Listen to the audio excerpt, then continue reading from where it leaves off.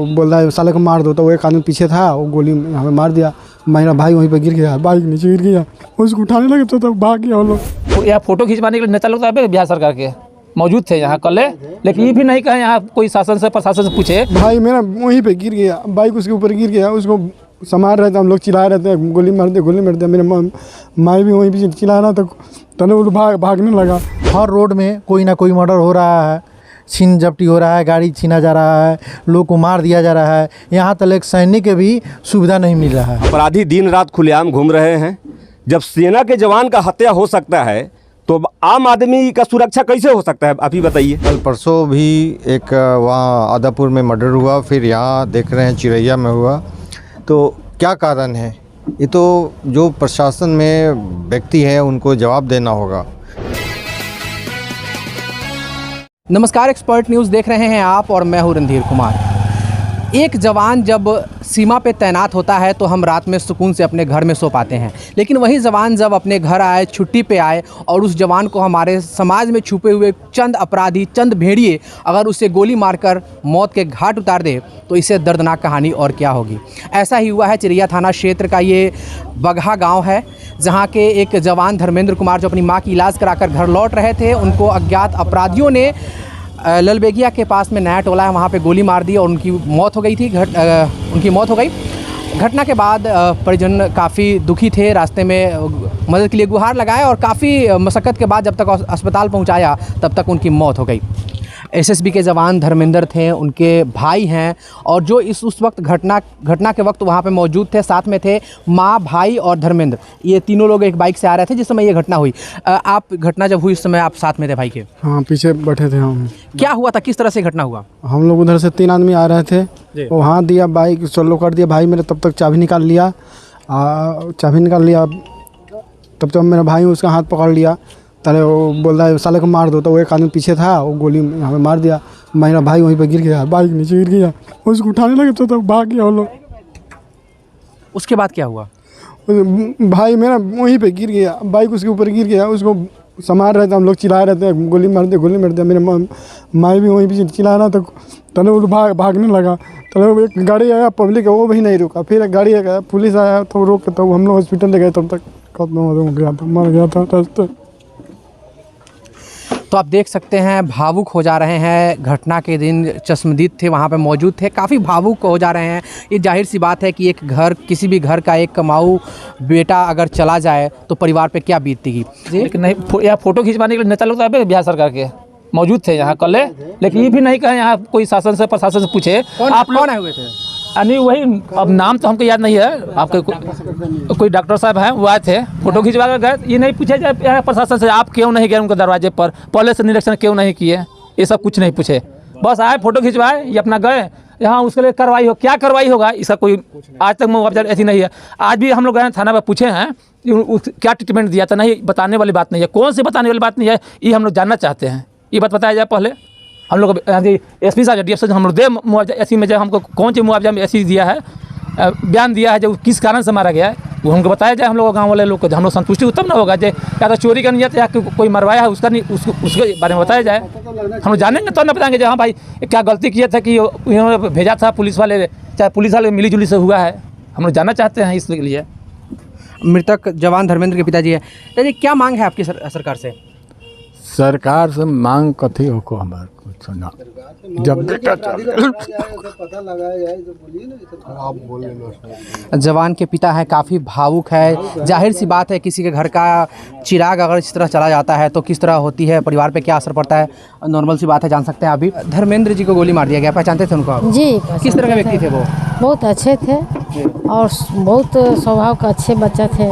सबसे उनका बहुत व्यवहार अच्छा था।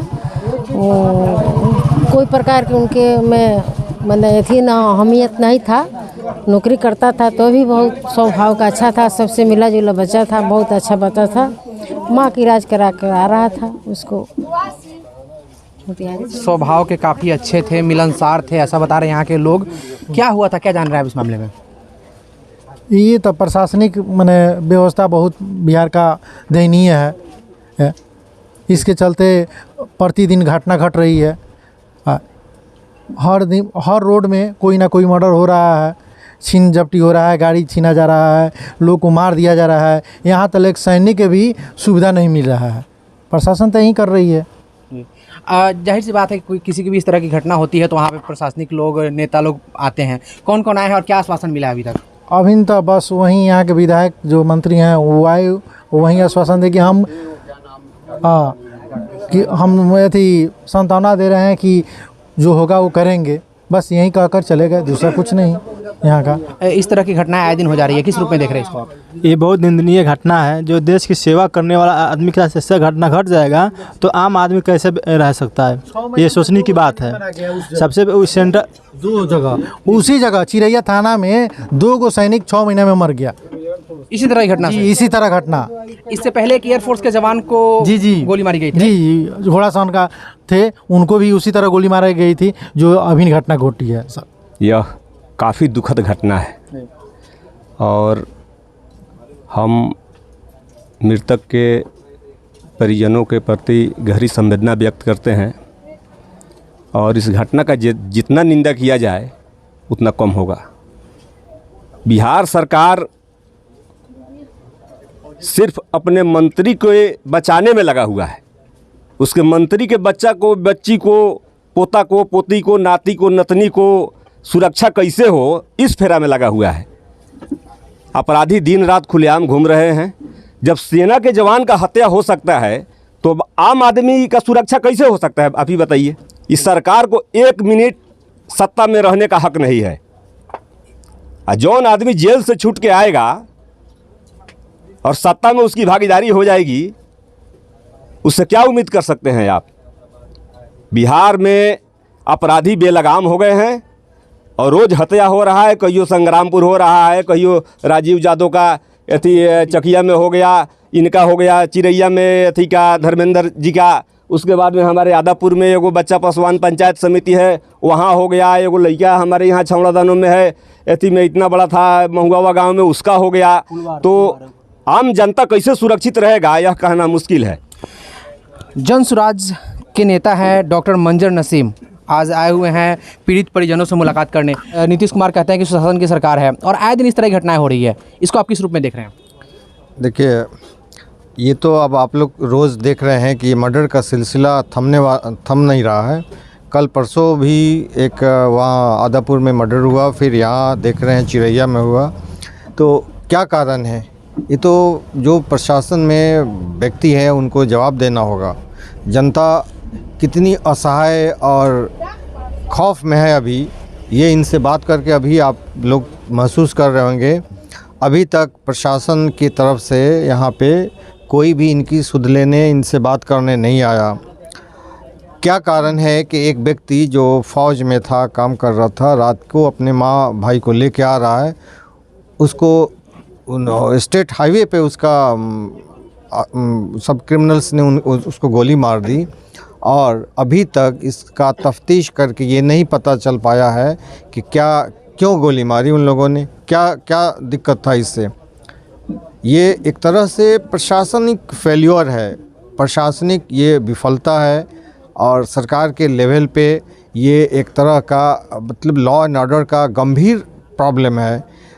इसके कुछ कारण भी मुझे जो लगता है कि नीतीश गवर्नमेंट ने शराबबंदी में अपनी पूरी प्रशासनिक और पुलिसिय जो जितनी इनकी व्यवस्था है, जो इनकी क्षमता है, सब लगा दिए हैं। शराबबंदी के पीछे जो जितनी इन्होंने शक्ति लगा दी है और जो पुलिस अधिकारियों को विधि व्यवस्था और ये सारे मतलब कामों में ध्यान देना चाहिए, वो छोड़ करके वो सब लग गए हैं कि वो शराब और उसकी जो उल्लंघन करने वाले हैं उनको पकड़ने में लग गए हैं। और स्वाभाविक रूप से इसमें उनका स्वार्थ है।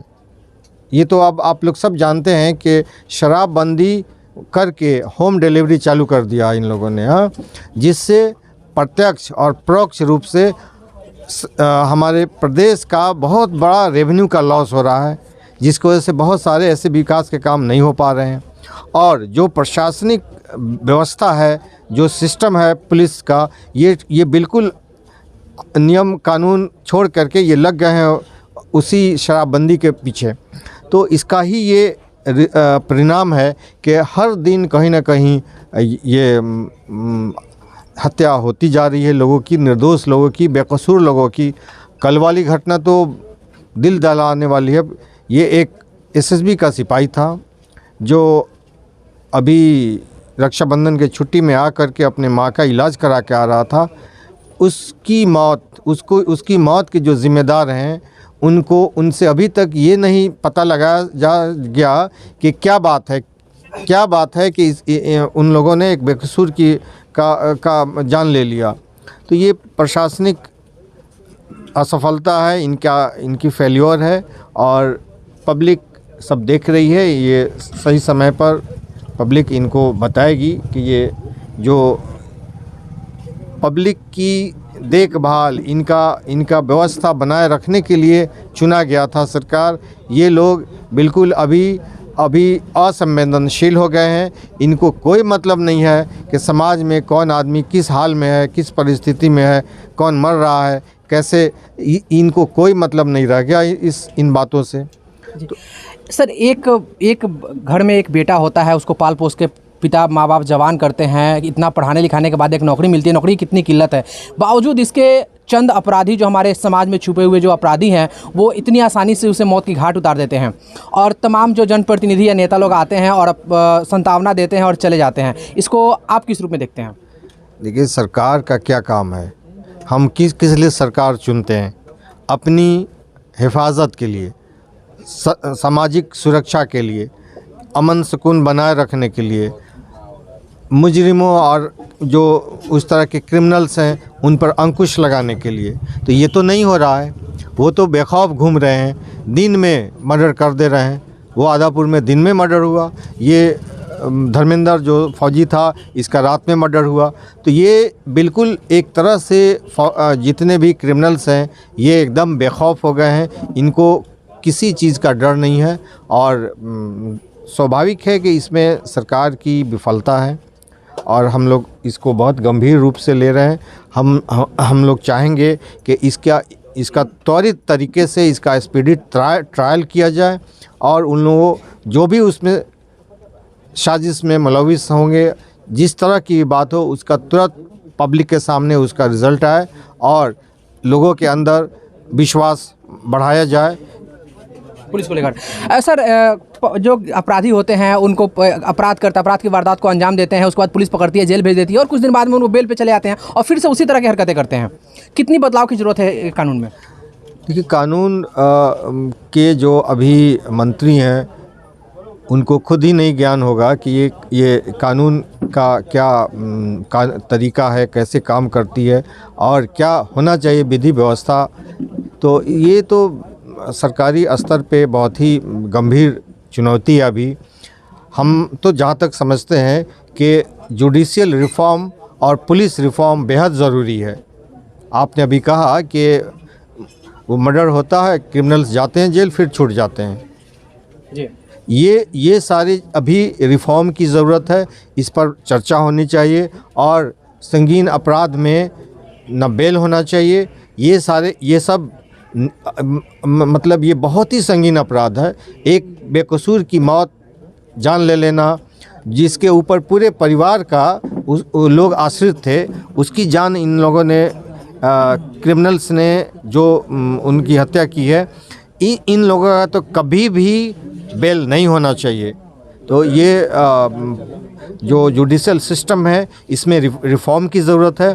पुलिसिया सिस्टम में भी रिफॉर्म की ज़रूरत है। मुझे अभी किसी ने यहाँ बताया कि जो बगल के थाने की गाड़ियाँ जा रही थी, उन लोगों ने देखा कि एक व्यक्ति की वहाँ पे मर्डर हो गया, उसका गोली लग गया और वो लोग गाड़ी रोक करके उसका खबर खैरियत नहीं लिया। ये एक खुद अपने आप में एक संगीन अपराध है। उसके बाद दूसरे थाने के लोग जब पहुँचे, उन लोगों ने जब आरजू मन्नत किया गया वो पीड़ित लोगों के द्वारा, तो वो लेकर के गए और वहाँ हॉस्पिटल पहुँचाया। तो ये चीज़ हमें तो ये लगता है कि पुलिस के अंदर जो संवेदनशीलता, अनुशासन और उनके अंदर एक कमिटमेंट होना चाहिए अपने काम के प्रति, वो नहीं है। आगामी लोकसभा चुनाव नज़दीक है और आप भी लोकसभा के उम्मीदवार के तौर पे जनसुराज से आ रहे हैं, तो आगामी जो चुनाव होगी, क्या उसमें आप लोग ये जो लॉ एंड ऑर्डर है इसको लेकर चुनावी मुद्दा बनाएंगे? निश्चित ये एक बहुत ही गंभीर चुनौती है और हम लोग इस पर गंभीरता से लेंगे और ये एक हमारा अहम मुद्दा होगा। देखिए किसी भी समाज में सबसे ज़रूरी क्या होता है? अमन, सुकून, शांति, तभी कोई भी विकास और कोई भी डेवलपमेंट या कोई भी काम हो सकता है। तो ये तो बहुत ही गंभीर मसला है और ये हमारे लिए बहुत ही अहम मुद्दा रहेगा। ये नाकामी है बिहार सरकार की, तो इसमें थोड़ा सा देना पड़ेगा ध्यान बिहार सरकार को कि तो प्रशासन टाइट करे, क्योंकि रात को 11 बजे किसी को मार दिया जाता है तो प्रशासनिक घटना ही है ये, प्रशासन की नाकामी दर्शाता है यहाँ पे जो बिहार सरकार के हत्या है। तो ऐसी घटनाएं नहीं होनी चाहिए, तो थोड़ी सी बिहार सरकार इस पर पहल करे और थोड़ा सा वहाँ पे जो है पुलिस चौकी की व्यवस्था करे। जो जिस राज्य में हम लोग रह रहे हैं कि हम लोग को सबसे शर्मिंदा है कि इस राज्य में हम लोग रह रहे हैं, इस राज्य में हम लोग को रहने के लायक नहीं है, क्योंकि सरकार खुद ही विफल है, अपना ही खुद सुरक्षा नहीं कर रहा है, पब्लिक का क्या करेगी? क्योंकि जबकि इतना दुखद घटना सुनते हुए भी यहाँ हमारे कानून मंत्री भी हुआ है और इतना करते बावजूद भी यहाँ कोई उनका प्रशासन नहीं सुना। जब वो कानून मंत्री जब यहाँ आए और उसका प्रशासन नहीं सुना तो हम लोग क्या करेंगे? जो धर्मेंद्र जी थे, कितने भाई बहन थे? 2 भाई 1 बहन। और धर्मेंद्र जी के बच्चे कितने हैं? 3 बच्चे हैं, 2 लड़की 1 लड़का। कितने उम्र के होंगे बच्चे? बच्चा 20 से लेकर 14 वर्ष तक। 14 वर्ष तक। जाहिर सी बात है, कहा जाता है कि एक पिता के कंधे पे जो बेटे का सौ होता है वो सबसे भारी बोझ होता है और ये कोई भी पिता अपनी ज़िंदगी में नहीं देखना चाहता है, जो दिन इन लोगों ने देखा है। अभी के लिए फ़िलहाल इतना ही। अब बने रहिए हमारे साथ और देखते रहिए एक्सपर्ट न्यूज़, आपकी आवाज़। नमस्कार।